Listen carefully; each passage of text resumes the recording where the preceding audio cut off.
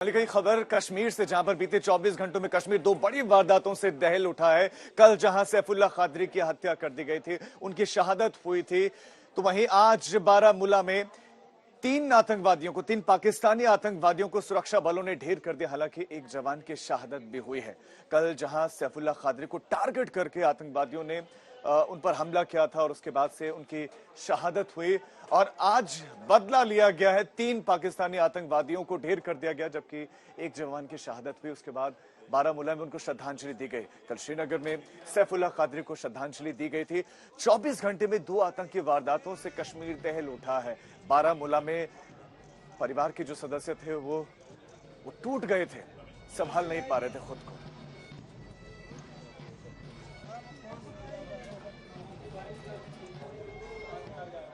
चौबीस घंटे में ये 2 बड़ी वारदातें जम्मू कश्मीर में। और ज्यादा डिटेल्स के लिए अर्पिता का रुख करते हैं। अर्पिता।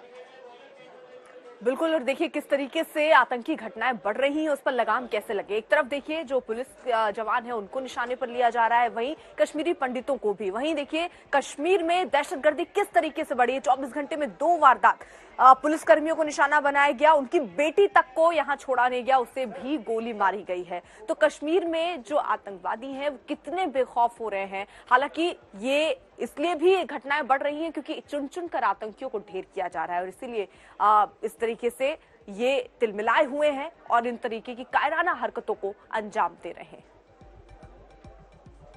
टेररिस्ट पिछले 3-4 महीना से इस एरिया में एक्टिव था, इसको हम लोग ट्रैक कर रहे थे, और उसमें अनफॉर्चुनेटली हमारा एक पुलिसकर्मी साथी हमारे शहीद हो गए। हम लोग को दुख है, लेकिन ऐसे इनकाउंटर में इस टाइप का कोलेटरल डैमेज हम लोग को बर्दाश्त करना पड़ता है। तो सर किस आउटफिट से थे और मैंने पहले कह दिया, पाकिस्तानी टेररिस्ट है, जैश में हम उससे ताल्लुक रखते हैं। साल अभी तक में 22 पाकिस्तानी टेररिस्ट मारे गए। लास्ट पूरे 1 साल में 21 मारा गया था। अच्छी बात है, जितना जल्दी पाकिस्तानी टेररिस्ट एफआईआर हो जाए, यहाँ शांति आने में अच्छा होगा, हम लोग इससे हेल्प मिलेगी। जब तक यहाँ पाकिस्तानी टेररिस्ट रहेंगे तब तक हमारे लड़के भी एक्टिव होते रहते हैं, इसलिए हम लोग का प्रायोरिटी है कि पाकिस्तानी टेररिस्ट को टॉप प्रायोरिटी पर न्यूट्रलाइज करते रहें।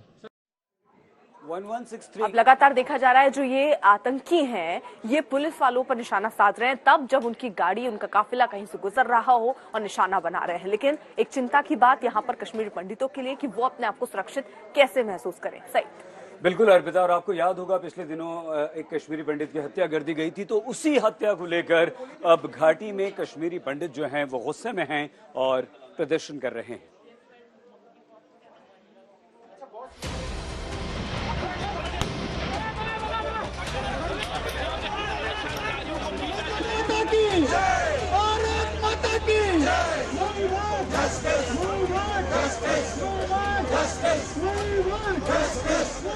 घाटी में राहुल भट्ट की हत्या के बाद सुरक्षा को लेकर कश्मीरी पंडितों का विरोध प्रदर्शन लगातार जारी है।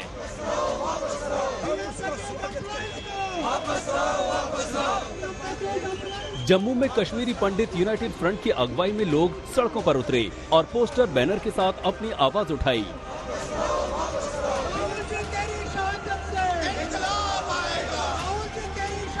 घाटी में रहने वाले कश्मीरी पंडित लगातार सुरक्षित जिलों में ट्रांसफर किए जाने की मांग कर रहे हैं।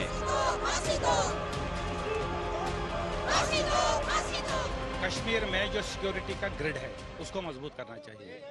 ये 100% सिक्योरिटी फेलियर है, इंटेलिजेंस फेलियर है। नहीं तो कहां से एक पुलिसकर्मी को मार दिया। अगर पुलिसकर्मी को ये मार रहे हैं तो ये कैसे एक्सपेक्ट करते हैं कि कश्मीरी पंडित वहां पे विदाउट सिक्योरिटी नौकरी कर पाएगा।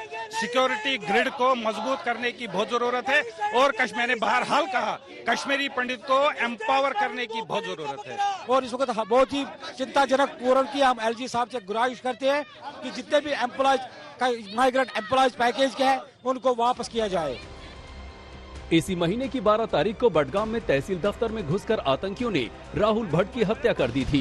हत्या के विरोध में कश्मीर पंडितों ने जबरदस्त प्रदर्शन किया था, जिन पर पुलिस ने आंसू गैस के गोले छोड़े थे। एक दिन पहले भी कश्मीर फाइट संगठन की तरफ से कश्मीरी पंडितों को धमकी दी गई थी। इस समय जम्मू में अगर आप देखें तो काफी उग्र प्रदर्शन चल रहे हैं। कश्मीरी पंडित यूनाइटेड फोरम द्वारा ये इस समय प्रदर्शन चल रहा है, और आप देख सकते हैं कि यहाँ पर भारी संख्या में लोग भारी संख्या में लोग आए हैं, ये पाकिस्तान के खिलाफ नारेबाजी कर रहे हैं और साथ ही में सरकार को भी आड़े हाथों ले रहे हैं। इनका कहना है कि सरकार को कुछ ठोस कदम उठाने चाहिए आतंकवाद के खिलाफ। जिस प्रकार से अभी हाइब्रिड टेररिज्म का जो ये नया खतरा पनप रहा है कश्मीर में, उसको लेकर सरकार को नई रणनीति अपनानी चाहिए। एक दिन पहले ही जम्मू कश्मीर के एलजी मनोज सिन्हा राहुल भट्ट के घर पहुंचे थे। उपराज्यपाल ने घर वालों से मिलकर हादसे पर दुख जताया और हर मुमकिन मदद का भरोसा दिया। इससे पहले एलजी मनोज सिन्हा बडगाम भी गए थे, जहां उन्होंने सरकारी कर्मचारी से मुलाकात की थी। मुलाकात के दौरान मनोज सिन्हा ने कहा, सरकार कश्मीरी पंडितों की सुरक्षा को लेकर गंभीर है। और भी नहीं है, वो संज्ञान में है। कुछ हमारे डिविजनल कमिश्नर साहब ने बताया है, किसी भी आदमी की अगर दुर्घटना हुई है या आतंकवाद में मौत हुई है तो उसकी जड़ तक जाने की कोशिश कर रहा है, ईमानदारी से कोशिश कर रहा है, कोई दूसरा एजेंडा नहीं है। और मैं कहना चाहता हूं कि ठीक है, घटनाएं हुई है और किसी के मौत का कोई मुआवजा हो नहीं सकता है। हमारा भाई या आपका भाई कोई चला जाए तो मैं नहीं समझता हूं कि कोई उसका मुआवजा दिया जा सकता है।